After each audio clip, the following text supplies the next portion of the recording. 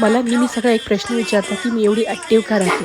तर त्याचं मेन कारण आहे हे तुमच्यासमोर. हो, जेव्हा ही तिगडी सोबत असते ना, तर आम्हाला जगाचे भानच राहत नाही आणि आम्ही आमच्या दुनियेत इतके गुंग असतो ना, की बास फक्त मस्ती, मजाक आणि तिथे दुसरं काहीच नाही. तर आम्ही तिघे नेहमी अशी मस्ती करत असतो. व्हिडिओ टाकायला जरा उशीरच झाला कारण नवरात्रीचे 9 दिवस ही मला उपवासच होता. रविवारचा दिवस होता आणि दुसऱ्या दिवशी नवरात्र चालू होणार होते. त्यामुळे आजचा दिवस फक्त आपला म्हणून मला बघायचं होतं. कारण की दुसऱ्या दिवसापासून जे उपवास 9 दिवसाचे होते, ते यावर्षी 10 दिवसासाठी आले होते. तर बाहेर जायचं होतं म्हणून काय कॉम्बिनेशन घालावं म्हणून थोडासा मी होतेच, पण होते हे माझं फेवरेट कॉम्बिनेशन पिंक आणि ब्ल्यू. त्यामध्ये मी तयार झाले. लाँग हेअर सोडू काय बंद करू ह्याचा नेहमीच मला प्रश्न असतो. पण फायनली टू व्हीलरवर जायचं मला हे असे बोलले. मग त्यामुळे मी बनच टाकलं कारण की हवेनी केस इतकं भयानक खराब होऊन जातं. आणि त्यातच आज माझी जोडीदार बनली होती माझी परी म्हणजेच दिदू म्हणजेच आमची अनुश्री. तिचं आणि माझं कॉम्बिनेशन आज सेम होतं आणि आज मम्मा आणि डॉटर दोघीही पिंक पिंक होतो. असणारच ना गर्ल्स रॉयल अगदी कलर तो आहे. Pink always be girl favourite असं म्हणतात ना, ते आमच्या घरात जरा जास्तच आहे. त्यामुळे तिचं बेडरूम पूर्ण पिंकनीच आम्ही सजवलं आहे. तर हे बघा हे आमचं कॉम्बिनेशन पिंक पिंकचं.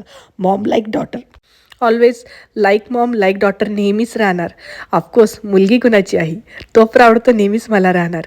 तिथून आम्ही निघालो फायनली सांगवीला जाण्यासाठी. आता सांगवीला का? हो हो सांगते. पुनावळे तो सांगवीचा रस्ता जरा जास्तच दूर आहे, तरी पण तिकडे का सांगतेच. रस्त्याने जाताना फ्लेग होता, भारत माता की जयचा नारा आमच्या टू व्हीलरवर चालू होता. फायनली सांगवीत पोचलो आणि नवरात्राचं सामान दिसलं. वैजापूरलाच आलीची फिलिंग झाली. खरंच सगळं वैजापूर सारखीच मला तिथे फिलिंग येते. तिथून जाताना नाट्यगृह होतं नटसम्राट निळू फुले यांचं. खरंच एकदा तरी नाटकाला आम्ही जाणार. आणि शेवटी पोहोचलो आम्ही या महोदयांकडे कारण हे झालेले होते न्यूली मॉम अँड डॅड. हो, आम्ही यांना भेटायला नाही तर आमच्या परीला म्हणजे अद्विकाला भेटायला आलतो. म्हणजेच यांना झाली होती नुकतीच कन्यारत्न प्राप्त आणि इतकी गोड होती ना ही परी, अक्षरशः आमच्या गोदीतच येऊन बसली. रडत सुद्धा नव्हती आणि आमच्या पोरांनी ताव मारला तिच्या टॉयजवर. बघा आता हे असं असतं.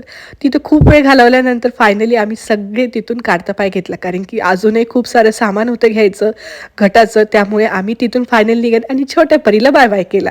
तिथून घटाचे सामान घेतल्यानंतर घड घेतलं. म्हटलं होतं ना की पुण्यामध्ये माती अक्षरशः विकली जाते. ही माती घेतली मी अक्षरशः 50 रुपयाला. हो हो असंच असतं पुणे तिथे काय होणे. तिथून घेतल्यानंतर म्हटलं आता सोमवारचा दिवस आहे, थोडंसं तर काही चाटपाट पहिले घालून घेऊया पोटामध्ये कारण की 9 दिवस आपल्याला काही चटरपटर भेटणार नाही.